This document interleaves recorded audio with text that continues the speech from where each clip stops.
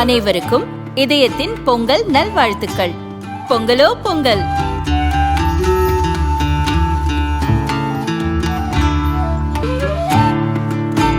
அனைவருக்கும் இதயம் மந்த்ராவின் பொங்கல் தின நல்வாழ்த்துக்கள். பொங்கலோ பொங்கல். இப்போது புதிய அறிமுகம் அச்சி ஹோட்டல் சாம்பார் 50 கிராம் ரூபாய் 20 மட்டுமே. கேரள சட்டசபை தேர்தலை முன்னிட்டு இன்று திருவனந்தபுரத்தில் பிரம்மாண்டமாக நடந்த பாஜக பொதுக்கூட்டத்தில் பிரதமர் மோடி அனல் பறக்க பேசினார். கம்யூனிஸ்ட் காங்கிரஸ் கூட்டணி கட்சிகளை கடுமையாக விளாசிய அவர் கேரளாவில் மாற்றம் வரப்போகிறது என்றார். அப்போது அவர் பேசியதாவது: வரப்போகும் சட்டசபை தேர்தல் கேரளாவின் இப்போதைய அவல நிலையையும் அதன் போக்கையும் முழுமையாக மாற்றும். கேரளாவில் நீங்கள் இதுவரை 2 பக்கங்களை மட்டுமே மாறி மாறி பார்த்திருக்கிறீர்கள். ஒரு பக்கம் கம்யூனிஸ்ட் கூட்டணி, இன்னொரு பக்கம் காங்கிரஸ் கூட்டணி. இவர்கள் 2 பேரும் மாறி மாறி ஆட்சி செய்து கேரளாவை அழித்து விட்டார்கள். ஆனால் இங்கு 3வது பக்கம் ஒன்றும் இருக்கிறது. அதுதான் பாஜக தலைமையிலான NDA ஆட்சி.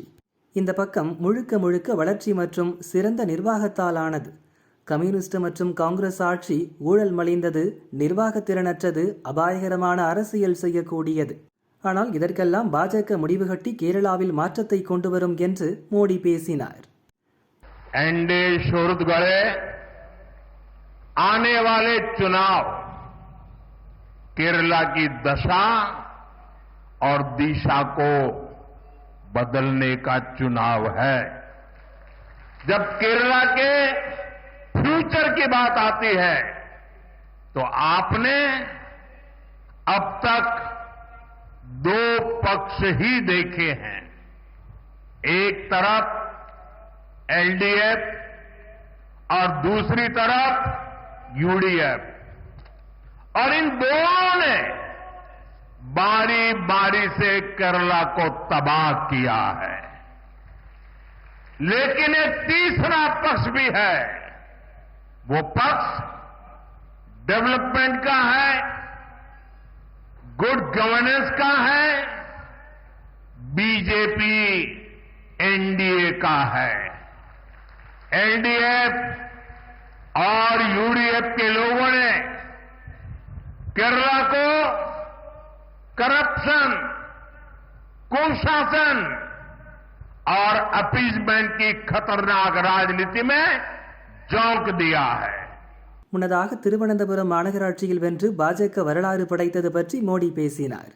திருவனந்தபுரத்தில் பாஜக பெற்ற வெற்றி சாதாரணமானது இல்லை. இது ஒரு வரலாற்று சிறப்புமிக்க வெற்றி. கேரளாவில் பாஜக அரசு அமைய திருவனந்தபுரம் அடிக்கல் நாட்டி இருக்கிறது. திருவனந்தபுரம் மாநகராட்சி மூலம் மக்கள் பணி செய்ய பாஜகவுக்கு வாய்ப்பு தந்திருக்கிறீர்கள். இங்கு பல தலைமுறைகளாக கம்யூனிஸ்ட் கூட்டணியும் காங்கிரஸ் கூட்டணியும் கேரள மக்களுக்கு அநீதியை இழைத்து வந்தனர். ஊழல் மலிந்த இவர்களின் ஆட்சி அடிப்படை வசதிகளை கூட செய்து தராமல் திருவனந்தபுரத்தை பின்னுக்கு தள்ளிவிட்டது. ஆனால் இனி அது நடக்காது. இங்குள்ள பாஜகவினர் வளர்ந்த திருவனந்தபுரம் என்ற தொலைநோக்கு பார்வையுடன் வேலை செய்ய ஆரம்பித்திருக்கின்றனர். திருவனந்தபுரம் மக்களுக்கு நான் ஒன்றை சொல்லிக் கொள்கிறேன். நம்பிக்கையுடன் இருங்கள். இதுவரை நடக்காத மாற்றங்கள் எல்லாம் இனி நடக்கும். மொத்த நாட்டுக்கு முன் உதாரணமாக திருவனந்தபுரத்தை மாற்றி காட்டுவோம். நாட்டிலேயே சிறந்த நகரமாக இது விளங்கும் என்று மோடி சொன்னார்.